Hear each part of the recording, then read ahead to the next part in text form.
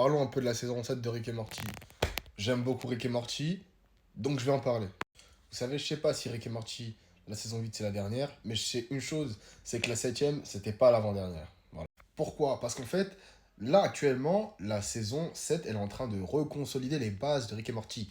Je vous explique. Parce qu'il y a eu des avis un peu où les gens trouvaient que Rick était différent, qu'il était très très attaché vraiment à son ancien lui dû à Rick Suprême par rapport au fait de faire revenir Diane dans sa vie. Mais attendez les gars! Parce qu'en vrai, mine de rien, l'intelligence de Rick, elle a atteint un certain degré où on se rend compte que bah, tout détruire, être le meilleur, être le plus haut, en fin de compte, son pire cauchemar, bah, c'est lui-même. Et c'est sa peur de ne pas laisser Diane partir, en sachant qu'elle est déjà partie. Et justement, cette saison, elle nous permet vraiment de mettre l'accent sur le développement, de ce que j'ai remarqué en tout cas, sur le développement des relations entre les différents personnages, entre Jerry par exemple et Rick, le moment où ils échangent leur conscience, c'est un truc de fou d'ailleurs.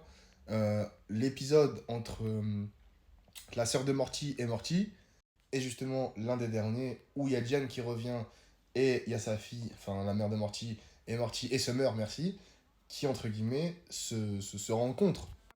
Mais s'il y a un moment que j'ai vraiment retenu, c'est que le vrai méchant de Rick et Morty, c'est pas Rick Suprême. Pour moi, en tout cas, après, pour l'instant, j'ai pas vu la saison 8, hein. C'est Morty méchant. C'est Morty méchant. Et le moment où une série, elle passe du côté drôle, fun, au moment narratif, tu comprends que la série, elle a un sens. Quand tu passes les épisodes lambda, comiques, et que tu reviens dans la trame de base, tu comprends.